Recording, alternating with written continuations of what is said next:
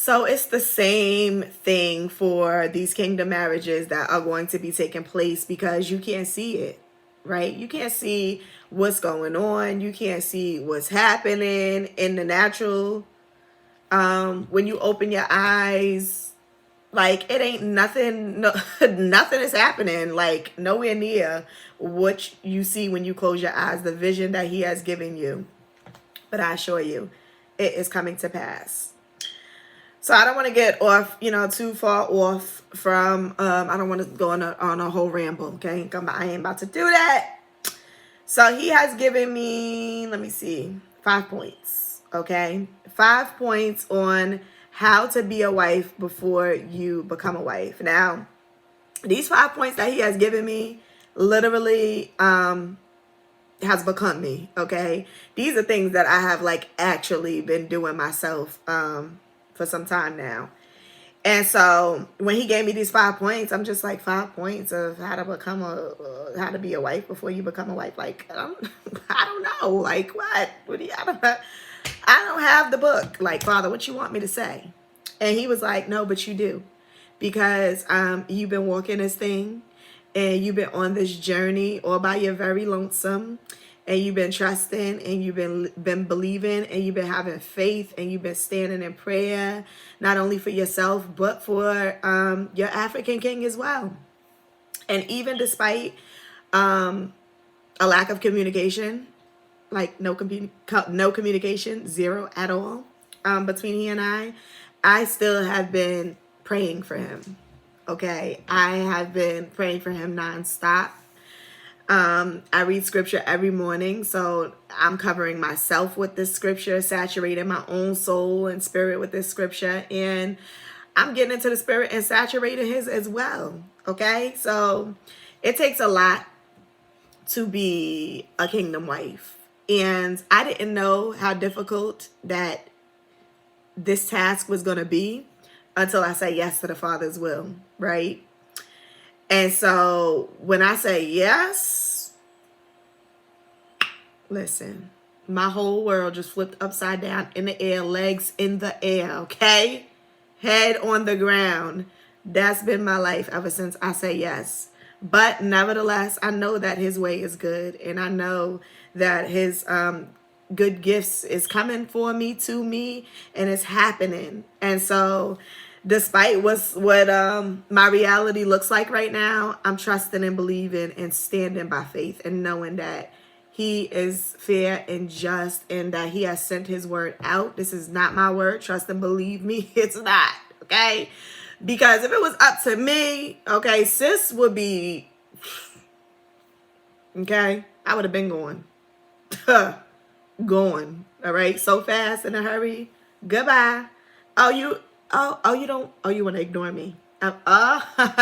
Communication has stopped. Okay, well, you know what? On to the next. See you later. And I ain't the only one. Like, don't nobody want to be ghosted. Like, who's just gonna sit with that? But a kingdom wife, because you have no choice, because you develop this understanding that you have no control over the situation. And when things happen, you know that it's just not happening. You know that the Father's hand is in the midst of it. And regardless of how you may feel or how you may want to react, he's constantly slapping your hand away, slapping your efforts away, slapping your thoughts away, slapping your doubt away. And he's like, you're going to stand. All right. You are going to stand. You ever been in trouble as a kid and your parents said, go get in that corner? Who had parents that sent you in a corner? Who had them type of parents? I didn't, but it's just the plain old, you getting whooped down. But for some people, they had that, you gonna get in a corner. You gonna stand in that corner. You're gonna stand there. You ain't moving. Don't turn right, left. Don't look behind you. Just stand and watch this corner. All right, so that's what the Father's doing. He like, you gonna stand. I don't care if you're tired. I don't care if you're crying. I don't care if you don't want this no more. I don't care if you want to give up. I don't care if you want to leave him or her. I don't care that you think they're in a relationship with somebody else and it ain't never gonna turn around. I don't care if y'all a million miles away from each other. I don't care what it looks like. I don't care. You're going to stand. This is yours. This is for you. You ain't giving it back. This is yours. You're going to hold this thing. Okay? And I'm going to show you what it takes to be not just a wife, but I'm going to show you what it takes to be a kingdom wife. And it ain't easy. Because guess what? When he's aligning the two of you together and you're becoming one, it's for his kingdom. That's why it's called the kingdom marriage. Okay? It ain't for your own self-glory to kick your feet up and say, now I got me a husband. Now I got me a wife. No. Okay? It's some hard work. Got to roll your sleeves up. Getting in the trenches type of business going on. And so that requires a lot of prayer. It requires a lot of staying in his face. So everything that you're learning in this moment, prayer-wise, the way that you're learning to stand despite how you feel, the way that you're striving and you're pressing forward, even when you feel like you just want to sit down and just do nothing else, it's all building you up and preparing you for what's only coming, okay? And trust and believe, it's some bigger giants than this little kingdom waiting for your kingdom marriage. This ain't nothing compared to what y'all gonna have to slay together, okay? It ain't just about you. Like, he got to learn this prayer thing too.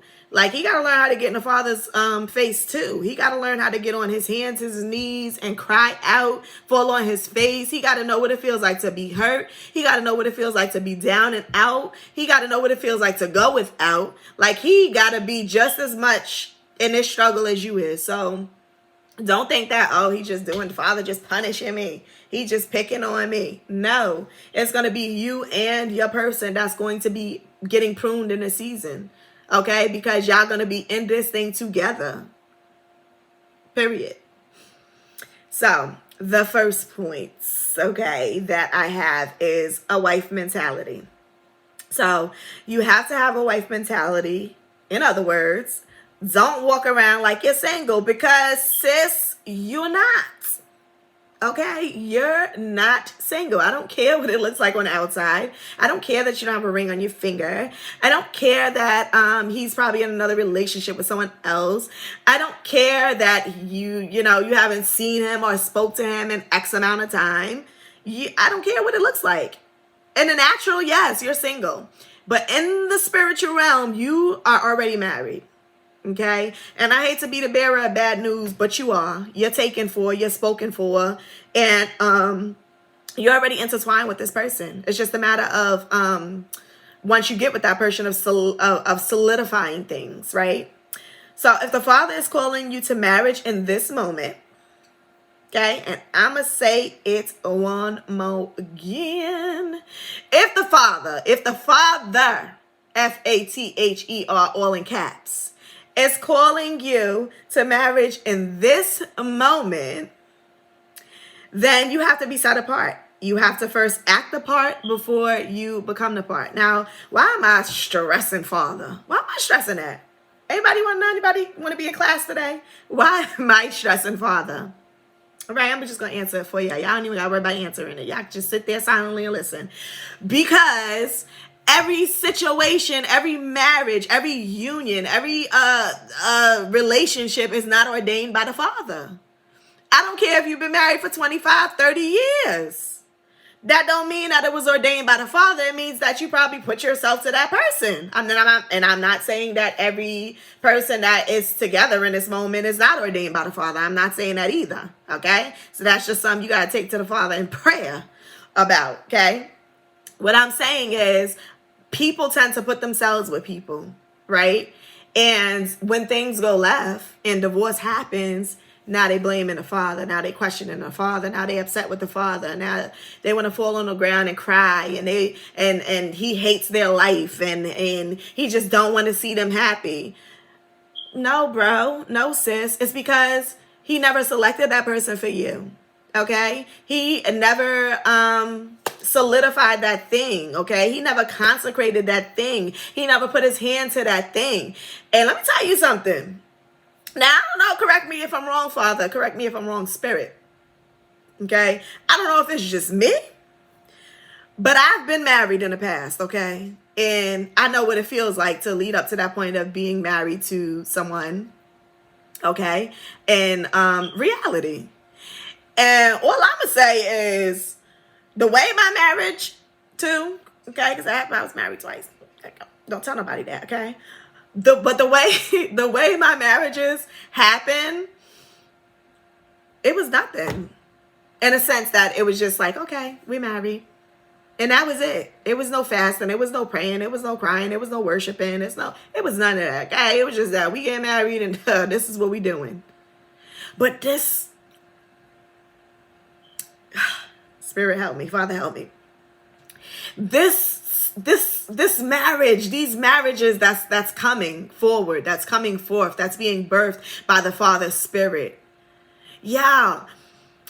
It takes everything out of your soul. Like the way I feel inside as I'm saying this, I wish I can express it outwardly for y'all to really get an understanding of how I feel when I'm trying to convey this to y'all.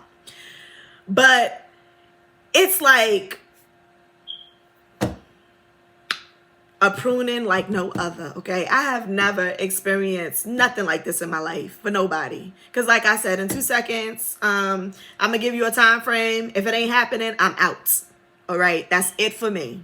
And that's why my marriages didn't last because, oh, okay, well, it's been about 5 years. You're still doing the same thing. See you later. Okay, another 5 years. You're still doing it. Okay, gotta go. That's the type of person I am. Like, I'm not the type of person where I'm just going to run out at the slightest sign of trouble. But I'm also, I'm not a believer in wasting my time with nobody. Like, you as a grown person, okay?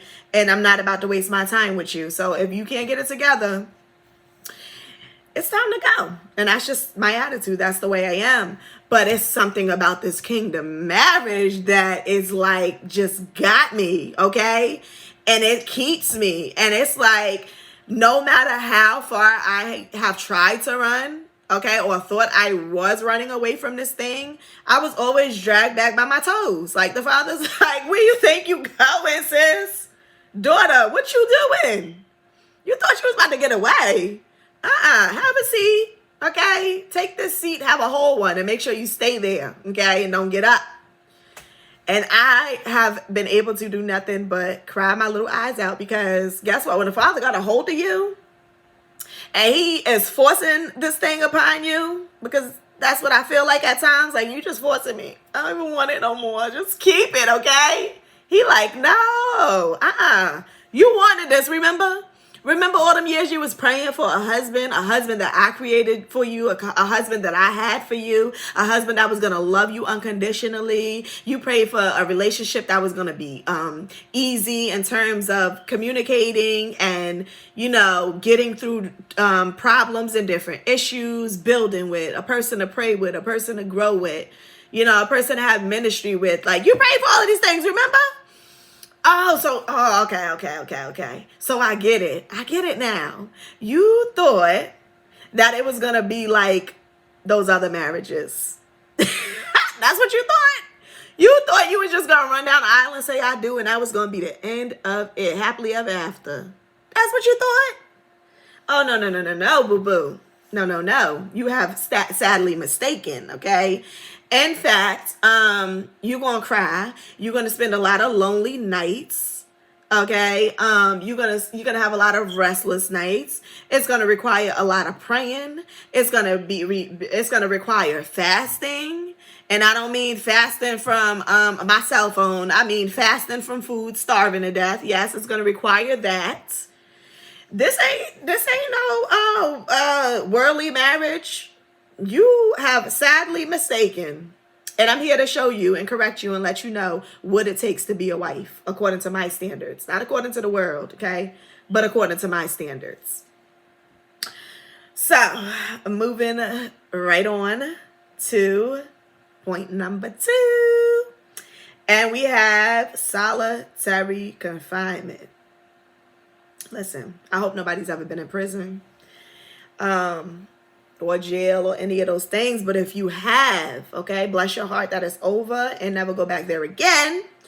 But solitary confinement, okay, according to what I seen on TV, is no walk in the park. It ain't fun. It ain't cute. And I don't even, in my opinion, believe animals should be there, okay? But anyway. So the Father is saying to, in this place of solitary confinement, and thankfully that, his solitary confinement hurts. It do. It gets depressing. It gets challenging and all of that stuff. It's a very emotional one. But thank the heavens, that is nothing like the world's definition of solitary confinement in a prison system. Okay? So you can count your 2 cents. You could thank him for that.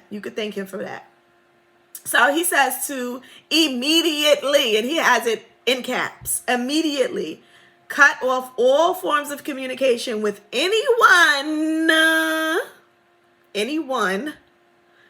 other than who the Father has already told you your person is. Or maybe he will even lead you to stop communicating with your actual person, like he did me. But that's between you and him.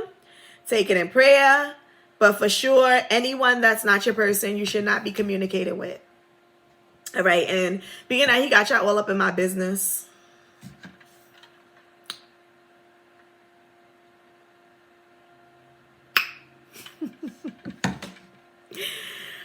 Being that he got y'all all up in my business, all right? Because he just does what he want to do with my life.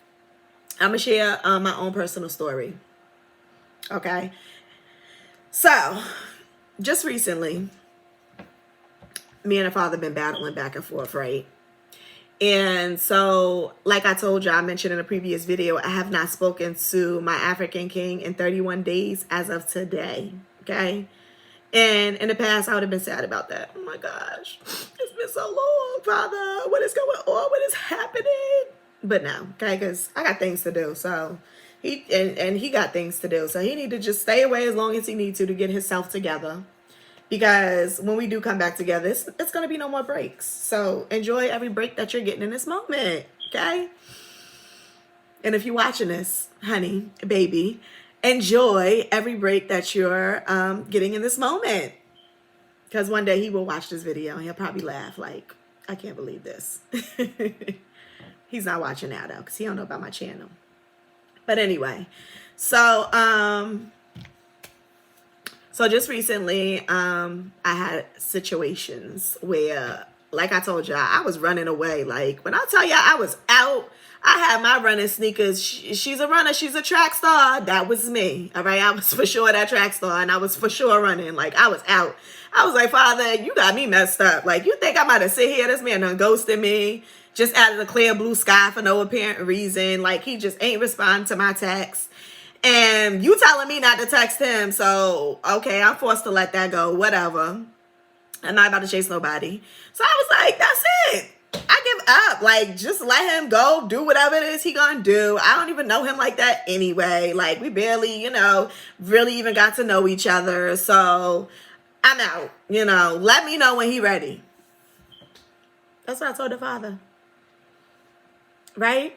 And I was going about my merry way, y'all. Like one day I'm gonna tell one day I'll go through each story, but I'm not gonna do that right now for time's sake. But just know that I on a couple of different on a couple of different occasions, because it's like I don't know what it is, but when you're single, it's like something going off in the atmosphere or something. Like I promise you, something going off in the atmosphere to let the universe know you single. I don't know.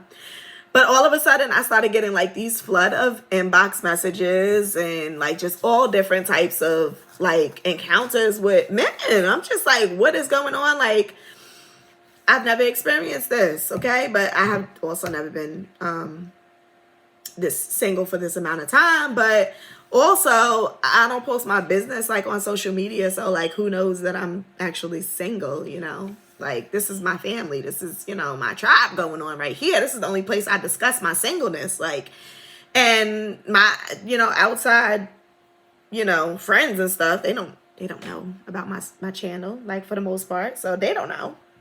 So anyway, other than my channel, like, how does the universe know? Like, but the universe knows, I guess. And I have been getting so many random text messages from guys. And I'm just like, all right, let me, entertain them a little bit. What's the conversation? Like, there's nothing wrong with that. Or my friend will like, put me on to somebody she knows. What's we can go out on a date. What's a date? Like, we're just eating, we're talking. Like, what's wrong with that? Ain't no harm in that, right? Not so. The Father shut every situation down that I had and I thought I had going on. He was like, not so. No, ma'am, you will not. Okay? You will not communicate with anybody. You will delete and you will block and you will ignore and you will proceed. It ain't gonna be no, you get to communicate with other men while you wait. What you think this is? A worldly marriage? That's what you thought this was? No, boo-boo. I'm gonna show you what it takes to be a kingdom wife. You won't do none of that. In fact, you're going to sit right here and you're going to be lonely and you're going to cry. You're going to do whatever it is that you need to do in this place of solitary confinement, but you will not move. You will sit right here. And guess what, y'all? Y'all already know the outcome, so I don't know why you're acting like y'all don't. I'm in solitary confinement, and I have been since we had that conversation. So when I tell y'all I'm lonely, then lonely, I'm lonely, okay? And it ain't a soul, to talk to. Men-wise, I mean, I got my family, got my friends and stuff like that, but men-wise, it's crickets, okay? Not even from my African king, it's crickets in that department too, but it's all right. So that's a brief story, but eventually I would like to tell that story one by one, but that day ain't today. Okay, moving right along to point number 3, which is celibacy. Did he say that? He did. He said it. Look, and I have it written down. Yes, he said it. It is so, with exclamation points is how I have it written. You have to become and remain celibate until he brings you in unity with your soulmate. That means no sex with anyone at all, period. Okay? No sharing and partaking of the sex. And that's just what it is. I'm sorry. It has to be that way. I am sorry that the Father is causing you and convicting your spirit right at this moment, because for a lot of people, that's what's happening. But he's calling you to celibacy. Okay? He is calling you to celibacy. That does not mean that, oh, my baby daddy came over, let me give me a quick one, because we ain't together. He knows that. Let me give me a quick one. No, no quickie with the baby daddy. But I had this friend, that we've been chatting it up for a long time now.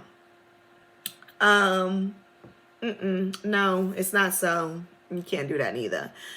It will be no partaking of the sex at all whatsoever. And can I say it's easy? Now it is. It is. For me, it's been about 4 months almost. And in the beginning, it was hard because, like with anything, withdrawal, right? That's like with caffeine. That's like with your drug of choice. That's like with anything. In the beginning, it is hard, okay? Just like that. It is hard. Very hard. And so now it's like, I don't even think about it. It's just like, whatever. To be honest with you. I'm just like, I'm not gonna say you don't have moments here and there where you like, where's my man? Where's my woman? And I initially, let me just do this side note real quick. I initially thought that this was gonna be how to be a wife before you become a wife. But I even want to go as far as to change that a little bit and say how to be a soulmate before you become a soulmate. Because reading this over, I feel like this can apply to men as well. Like, listen, let me tell y'all something. If there's any men watching this, y'all is not exempt, okay? Y'all think y'all can get away with everything and the women got to be the ones to bear the cross. No, all right? Yes, he's talking to y'all too. Celibacy, okay? Celibacy. Learn it, get comfortable with it, get in the bed with it, research it. Look it up in a dictionary, write it down 50 times, however, whatever you need to do to get into your head. Celibacy, okay? These ain't just for us. Like, y'all got us messed up out here in these streets. If we have to do this in our preparation for y'all, Y'all think y'all about to just crawl off the streets all nasty and dingy and dirty to us and we've been purifying? It ain't so. No, y'all need to be celibate too, okay? Y'all also, let me go over the other 2 points. Need to be in solitary confinement, and y'all need to have a husband mentality. How about that? Okay, so I'm changing that. I'm changing that. It is how to be a soulmate before you become a soulmate, okay? That's for both men and women. This ain't just for the females, all right? It's for the men too. So thank you for that, Father, because I thought they was getting off the hook. Like I was just sitting here saying, I was like, how are we gonna, sit here and be doing all of this and they get to do what? No, he said it ain't so. This is for men and women, daughter. No, all of y'all. This is a kingdom thing. Y'all a team. Y'all in this to win this, and you know this, man. So what? No, get it together. Okay, so that's celibacy. I'm having fun with this a little bit. All right, so the 4th point is preparation. So it says, whatever the Father is leading you to do, then just do it, even if it makes no sense. Now, this is my testimony right here too, y'all. Like, this whole thing is my testimony, but this preparation thing, yeah, I'm about to tell y'all in a minute. It's been serious for me. Let's see, even if it makes no sense. He might say, go pick out wedding dresses, go look at wedding rings. What color do you want your bridesmaids or bridegrooms to be in? For the men, get your hair done or cut. For the females, get your nails done. Even the men, you might want to get you a little pedicure, get them things shining up. Okay, looking good for your big day. Buy some new clothes, right? Because you got to go on your honeymoon after you get married, right? So you might want to look good. You might want to go get you some new clothes so you could be looking good on them honeymoon pictures. Or he might be calling you to organize your house, right? Maybe for the men or the women, like you living separately, or you alone, or you got your own space. You got to get ready for that new thing that's coming into your life. And, if y'all living in 2 separate places, it's going to have to be a decision made, like who going to move in with who, or maybe we just going to both move out and get a whole new house. I don't know. But either way it goes, it's going to require some type of organization of your house, like whether you're going to be packing or whether he going to move in with you. So you got to make move, or she going to move in with you. So you got to make move, however it's going to go. And then, okay. And then he says to read Proverbs 31. Now, this applies for both men and women because guess what? The first part of Proverbs 31 addresses the man first. Look at that. The man first, okay? Y'all is addressed first. So Proverbs 31 tells y'all what it takes to be a husband. All right? How y'all supposed to act. All right? Proverbs 31, the second part of it, is now speaking to the wife and telling us as a wife what we need to be doing for our husbands, right? So Proverbs 31 is addressing the husband and the wife. Look at that, in unity, okay? It's addressing the husband first, because when you get to that point of marriage, man, y'all gonna be the head of this. Like, y'all have to be in a position where y'all are hearing from the Father. You have to be in prayer. You got to be in his face. Like, this ain't about to be no game. He's not about to play with you.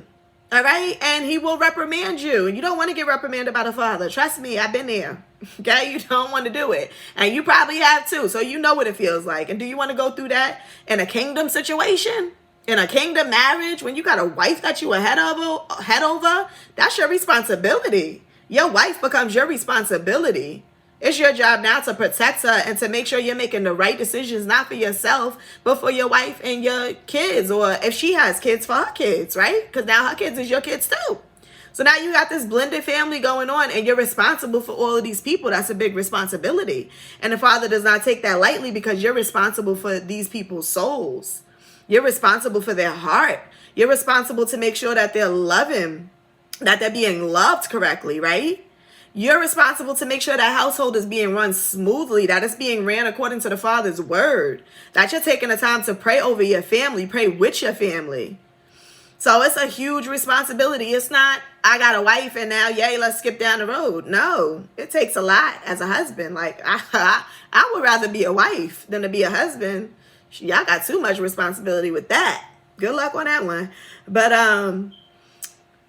The Father, so whatever the Father is dropping in your spirit, just do it without thinking. Okay. It sometimes it's the most bizarre things, y'all. Like, I promise, like, for example, this is like a branch or a video too. It's gonna be like another video I post. So I don't want to get too much into this story, but I went to the dentist yesterday and I had a whole you probably would never know the way I've been running my mouth today. Like, the Father has no consideration at all.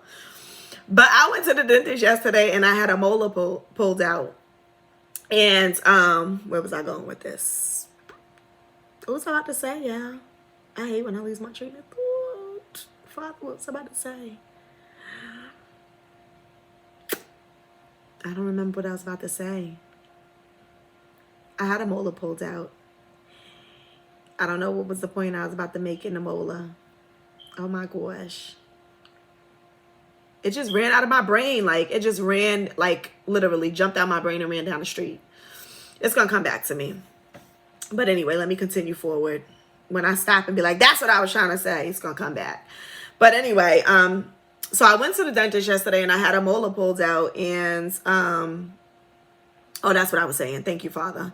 I had a molar pulled out and it was like so random. Like, I knew I had to have it done. I didn't think my molar, I was supposed to go to have my wisdom tooth taken out actually, like, don't tell nobody this, but like 7 years ago.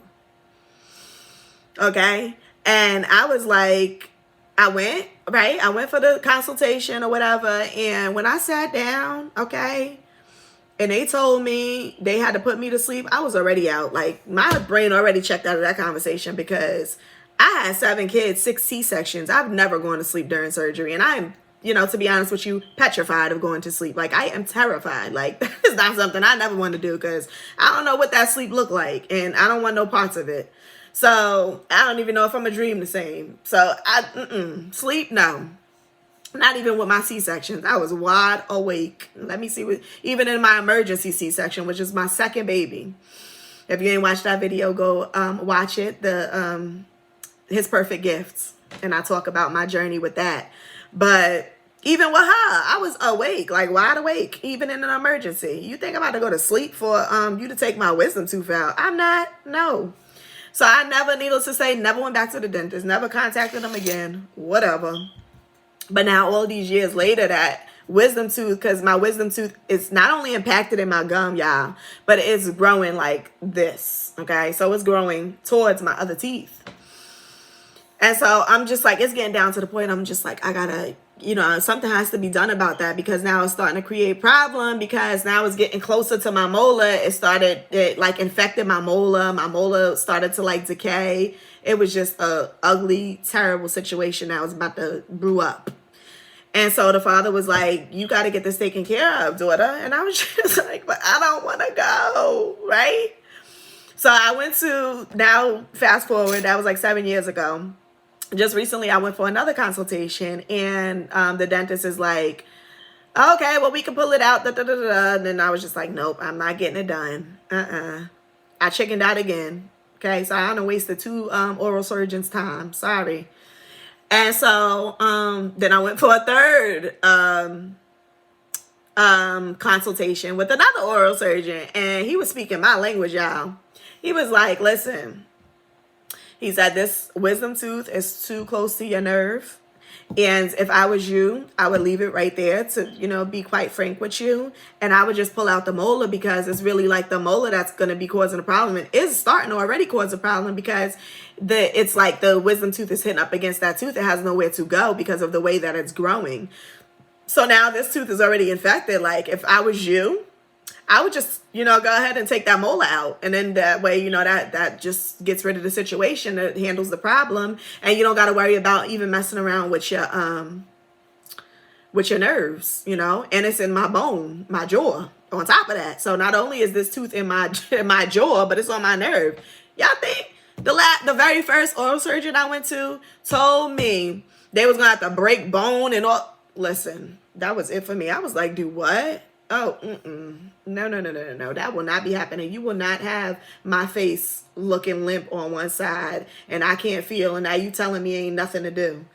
I don't even want your lawsuit. No, thank you.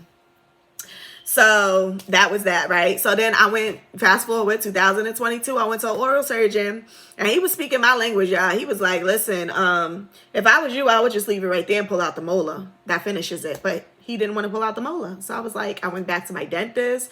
Listen, it was just a long story, okay? I don't even want to get all the way into it. But needless to say, I ended up finding another dentist that I went to yesterday. And he was able to just handle this situation for me right then and there. And he pulled down my molar. And boom. And it was so totally unexpected because, like I told you, I was not like, when I tell you I was so scared, so like I never had a tooth pulled yesterday, I was shaking like a leaf on a tree. I was so scared. I was like, Melody, what is wrong with you? And he even said, like, well, I know you had teeth pulled, so you already know what to, expect. And I was just like, yeah, But in the back of my mind, I was like shaking. I was like, what has gotten a hold of me? Melody, pull yourself out of this. What is wrong with you? I was so terrified. But it wasn't nothing but the enemy trying to play with me and trying to make me, trying to keep me in that situation, right? He just was trying to keep me down. And the father was like, no, you got to get rid of that tooth because you can't be going to your African king with a mouth smelling like, manure. And I'm not going to speak out of turn. I was just about to say something, but let me heat that back up. Not yet. But anyway, so needless to say, the Father ordained it. He orchestrated. He said it's time, and it was so. And that tooth got pulled out, and now I'm free of that. Thank the heavens. But that's all a part of my preparation. Is my point is that he is like not only giving you a list of things to do, but he's throwing unexpected things out there too. Because I didn't expect to get my tooth taken care of right now. Like I thought I had like about another, month or so to take care of that, or whenever I could get it situated with a doctor to pull it, a dentist to pull it. There was no rush on my behalf, trust me. But the Father said, no, it must go. And this is a part of your preparation. And I need you to be at your very best. Okay, that means with your mouth. He cares about that. He cares about your hair. He cares about your nails. He cares about your feet. He cares about your clothes. He cares about what you're going to wear on your wedding day. He is concerned about it all. He is concerned about the smallest of the details down to what color you going to put on your nails and your toes. Okay? How simple is that? My mom keep calling me. Hold on a second, Ma. Hold on a second. I'm doing a video right now. All right. So preparation is everything. So take it seriously and do everything that he is putting on your list. Do a checklist. I would show y'all. At the end, I'll show y'all what my checklist looks like. But do a checklist on your phone. If you have an Apple phone, you can go to your notes and you can create a checklist. All right. So number 5 is wait. Now that's the hard part, okay? Because at least when you're preparing and you're in solitary confinement and you seeing what it takes to be a soulmate, you got things to do, right? But what happens when everything is complete? What happens when you're done with your preparation? What happens when you already know what it's like to be a soulmate now? What happens when you have been in solitary confinement and you done been pruned and you done did all of that stuff? What happens now? Now you gotta wait. Okay. So we have done all we can at this moment. We done got so we got the mentality down packed. We done placed ourselves in solitary confinement. We are now happily celibate. Yay! And we done prepared in every way possible according to how the Father has led us. And now we wait. Wait for him to bring this promise to pass. Keep the faith. Keep the hope. Take yourself on dates if you need to. Spend quality time with the Father and remain in prayer.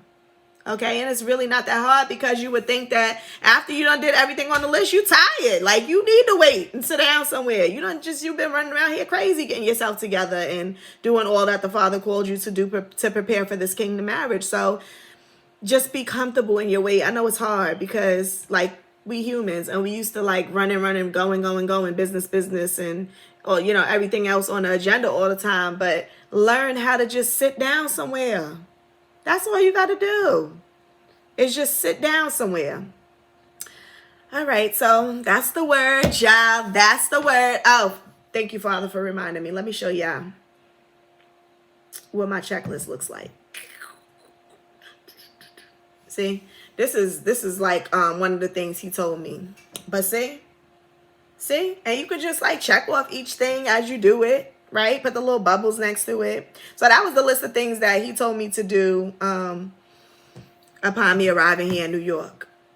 So I've been checking off. As you see, I only got one thing checked off, but I'm getting there. It's not my fault. I've been doing what I have to do. Okay. Other stuff is very simple stuff. I just ain't check it off. So that's the word for today. I'm gonna go see why my mother keep calling me 1,000 times. I don't know what's her problem. Like, she don't know I'm recording, but I know I'm recording, so she should know I'm recording because I'm her daughter. But anyway, y'all, until the next video, I hope that this has been a blessing upon your soul, and I'll see y'all next time.